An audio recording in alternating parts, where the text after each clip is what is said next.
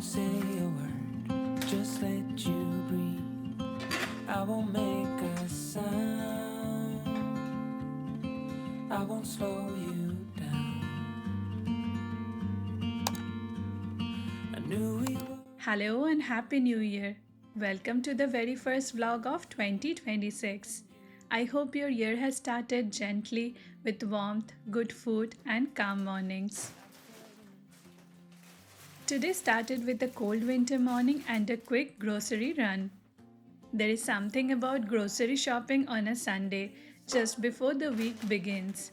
It feels like getting your life together even if it is just in a small way. I picked up mostly fresh produce and daily essentials. Simple things, but they honestly make the week ahead feel so much more organized. By the way, tell me, how do you handle groceries when you get home? Do you put everything away right away, or do you take your time and do it later? I have realized I actually enjoy this part: organizing, arranging, and deciding where everything goes. It's oddly therapeutic and it really makes the rest of the week feel easier if organized properly straight away. The oranges look so fresh, still with leaves on, and I couldn't bring myself to hide them away in the fridge. So I decided to place them right here on the dining table on a cake stand, just to add a little pop of color to this winter morning. And I also couldn't help but notice the container the oranges came in. It looks like bark from a tree and it's way too cute to throw away. I'm definitely keeping it and using it as an organizer later. Friends will come, friends will go. They all seem to change while I'm still the same. 'Cause I just can't. Today morning we had a late breakfast, more like a brunch. I made idlis and I used the same idli pot to blanch some tomatoes and beetroot. I also soaked some black urad dal and rajma in the morning as I have been craving for some proper comforting Indian food for a while. So for dinner I'm planning to make a dhaba-style menu, something rich and comforting, perfect for a winter evening. I added the dal and rajma to the pressure cooker with a bit of salt and let it cook for about 10 minutes. Roughly 4 to 5 whistles until everything turns really smooth and creamy. While that's cooking, I'm blending the blanched tomatoes into a smooth puree. Doing little bits of prep like this earlier in the day honestly makes the cooking later feel so much easier. Lovers come, lovers go, and their hearts seem to change. I also found this packet of jaggery at our local Indian store and it instantly reminded me of home. In Bengali we call it as nolen gur or notun gur, and we make all kinds of jaggery based sweet dishes around Makar Sankranti. So today I'm making kheer with jaggery instead of sugar, something simple but very nostalgic. Before getting back to cooking, I took a moment to arrange the fresh flowers I picked up. There is something about natural colors of fresh flowers and fruits against the quiet muted tones in the winter. They instantly warm up the space. I think that's how I want this year to feel too. Simple, intentional, a little more beauty in everyday moments. If you're enjoying homemaking content like this, please like, comment, and subscribe to the channel. It will mean a lot.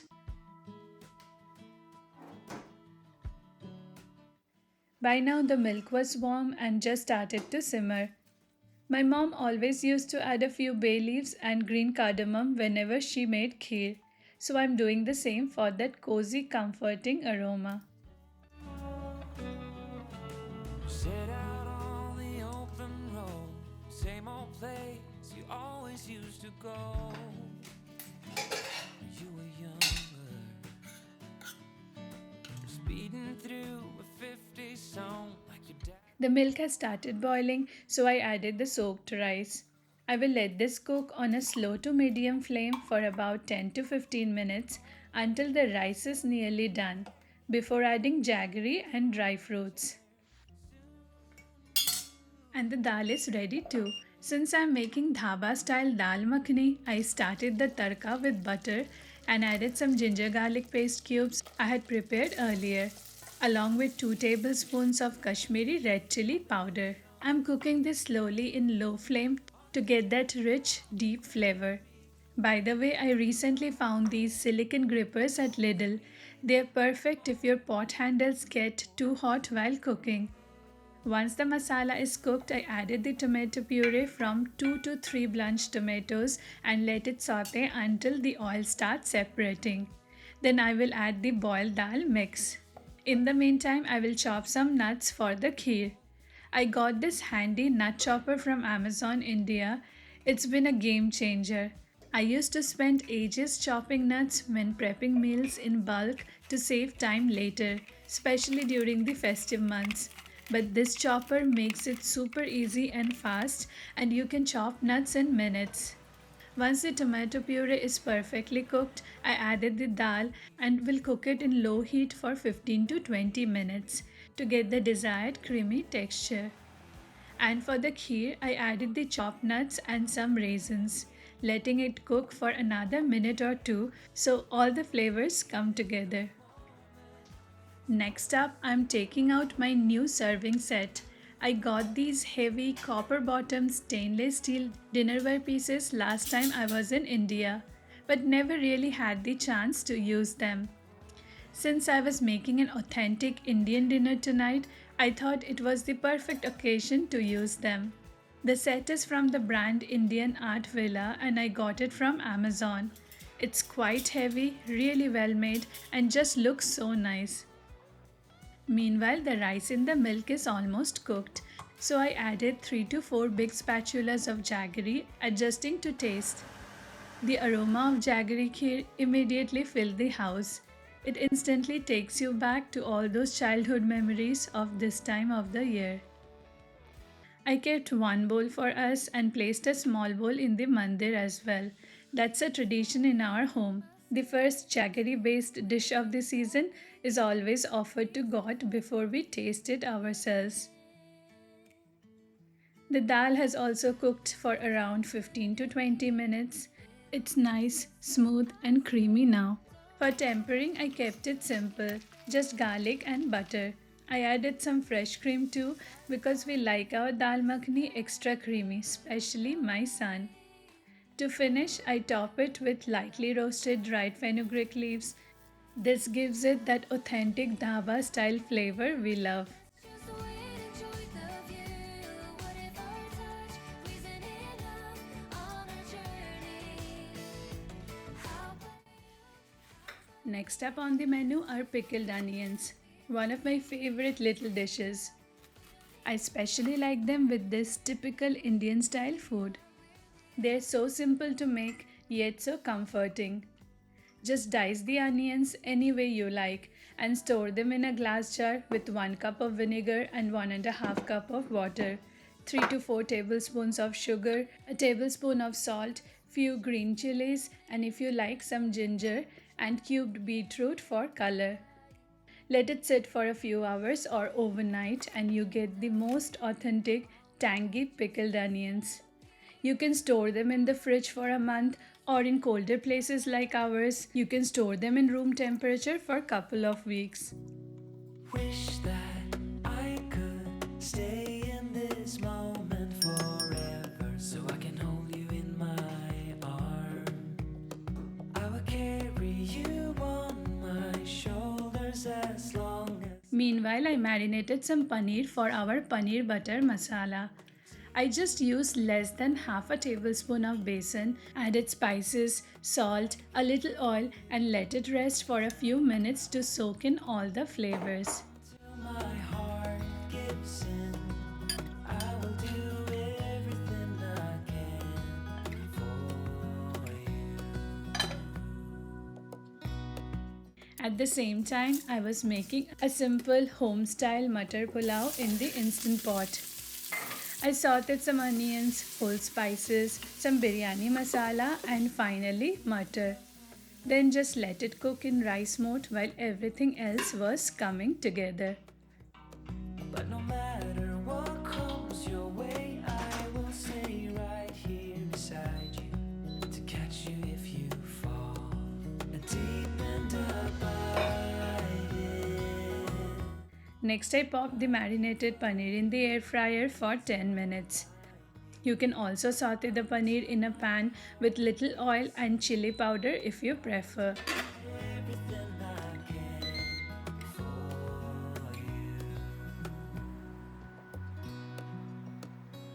Serving the Dal Makhani in this bucket style bowl instantly gave those restaurant come dhaba vibes. It's such a small detail, but it made the whole table setup feel extra special. 굶었게 모퉁이에 baby bird and mama bird 아련히 왔지만 oh baby I loved you better than I 누군가에겐 Once the paneer was ready, I added a bit of butter and oil in a karai, whole spices, and finely chopped onions, sauteed until golden. you got this Next went in ginger garlic paste and tomato puree. 일어나 그게 너야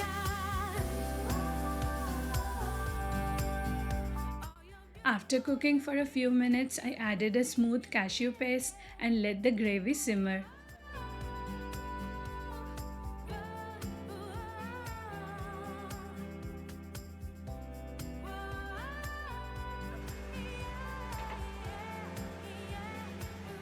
Finally, I added paneer, topped it with fresh cream, butter, and loads of freshly chopped coriander. The aroma was already making the kitchen feel so alive. You got a smile that makes the sun rise. You make it shine. But I can see that you don't realize. And that's what made me fall in love. The rice was done too. I carefully placed everything in the copper bottom serving bowls. You know, we usually set the table like this when guests are coming, but it's really nice to do it for yourself too, especially on special days or weekends like this New Year weekend. You don't have to save your best dinnerware just for guests. Using it for yourself makes even simple moments feel special. I placed all the dishes, dal makhani, paneer butter masala, rice, naan, raita, kheer, and of course the pickled onions on the table. Using these special dinnerware pieces instantly made the meal feel more special. Everything came together beautifully, comforting, homey, and warm. 'Cause you've got style the way you And that was our sumptuous New Year's Sunday dinner. I hope you enjoyed coming along with me in the kitchen and seeing these little homemaking moments. It's really the simple things cooking, arranging the table, little traditions that make life feel special. If you like this video, don't forget to like, comment, and subscribe. Here is to the fresh beginnings and finding joy in the little things. Once again, Happy New Year and welcome to 2026 with me. See you in the next one.